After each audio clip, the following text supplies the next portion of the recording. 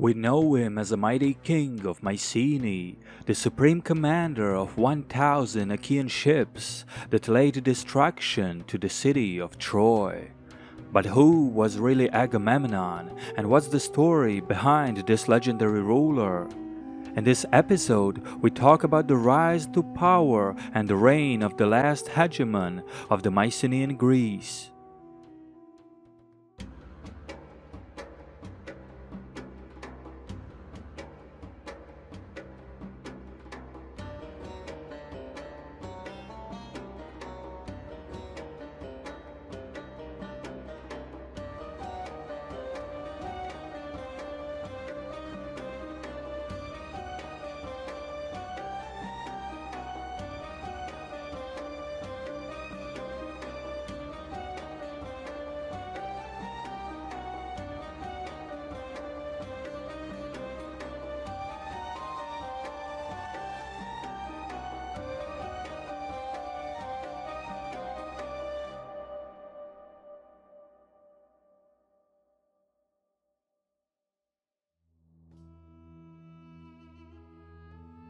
Sometime during mid-13th century BCE, Agamemnon and his younger brother Menelaus were said to have been born in the royal city of Mycenae.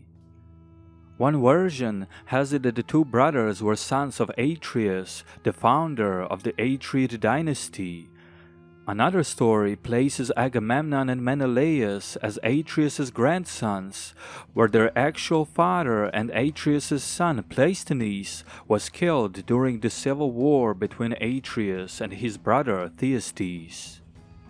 In a third version, Pleisthenes is used as an alternative name for Atreus himself, so either way, the two brothers were royal descendants and the successors to the king of Mycenae. As the civil war and then the blood feud between Atreus and Thyestes dragged on, the ultimate outcome was the assassination of the Mycenaean king by Thyestes' son Aegisthus. As Thyestes declared himself the new king of Mycenae, Agamemnon and his younger brother escaped the city and found shelter on the court of Tyndareus, a trusted ally and the ruler of Sparta. As the decades of wars and power struggle for the Mycenaean throne severely weakened the kingdom, Thyestes was left with a little more than a territory of Argolis under his control, with most of the traditionally aligned centers seceding from the Mycenaean hegemony. Agamemnon, as the elder brother of Menelaus and designated heir of Atreus, was not without the support, especially from those Achaeans who had been aligned to Atreus, and the Mycenaean prince quickly began rallying his followers from all around Peloponnese. His chief support, Tyndareus of Sparta, openly sided against Thyestes, which signaled the beginning of another civil war.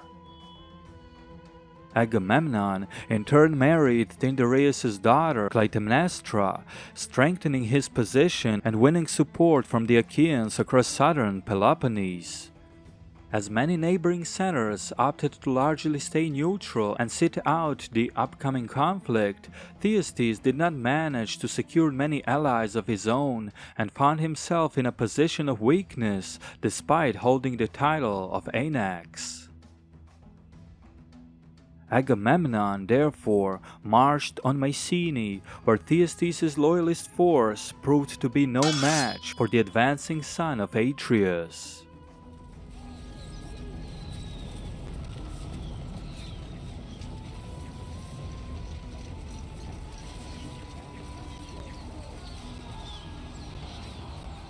As any resistance was quickly crushed, Agamemnon entered the city and seized the throne of Mycenae by the force of arms. Thyestes himself was forced to recognize Agamemnon as the rightful king and subsequently exiled to the island of Cythera, where he lived for the rest of his days. The life of Aegisthus was spared as well, and apparently he faced no major consequences for his murder of King Atreus. Whether or not this was done as a political move, the situation in Mycenae was finally stable and Agamemnon became the undisputed ruler. Agamemnon's brother Menelaus was chosen among many suitors as a husband of Tyndareus' other daughter, Helen, said to be the most beautiful woman in the whole world. As the suitors were obligated to swear an oath of loyalty to whoever was to become Helen's husband, the two brothers quickly used the situation to increase their power throughout Greece, and Agamemnon quickly began re-establishing the Mycenaean supremacy.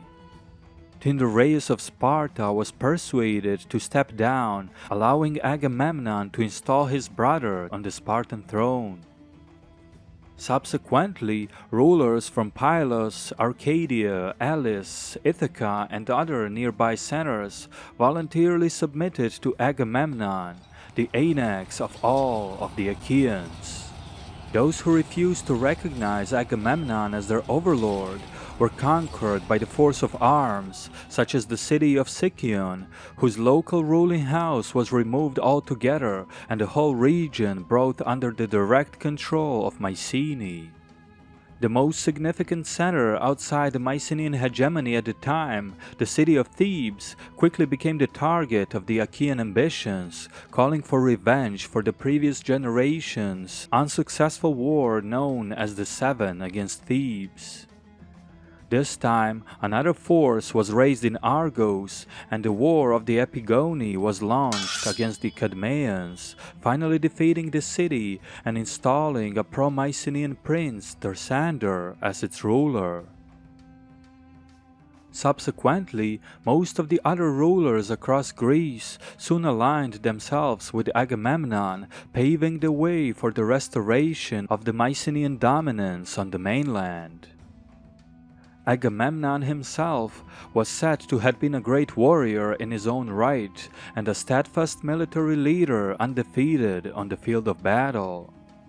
His ambition, however, did not stop with becoming the most powerful ruler in Greece. Agamemnon wanted more, a full-fledged dominance over the Aegean Sea and the neighboring regions.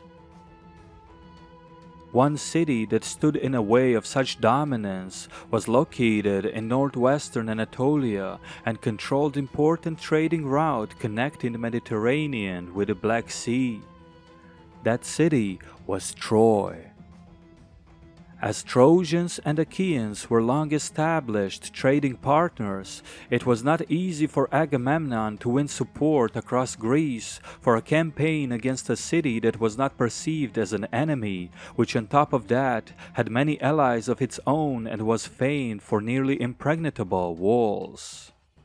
That situation, however, was soon to be changed as a seemingly insignificant diplomatic mission would set the whole region on fire.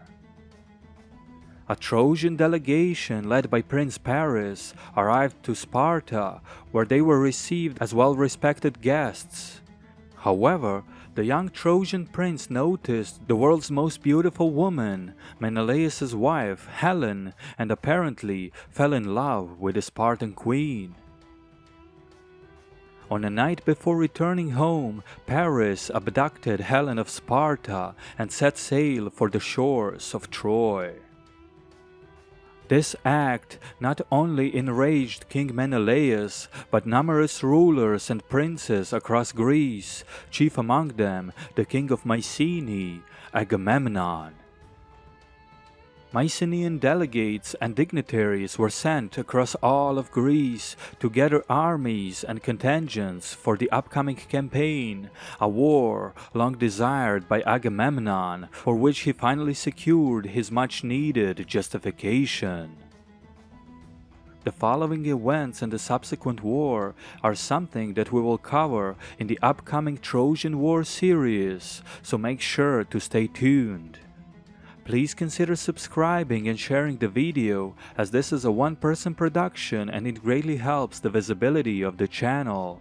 Special thanks to History with Sai, Nico, Panayotis Yiannopoulos and Estate Care for their continuous support. If you wish to become a Patreon member, please click the link in the video description. This was WanaxTV, and we'll see you again soon.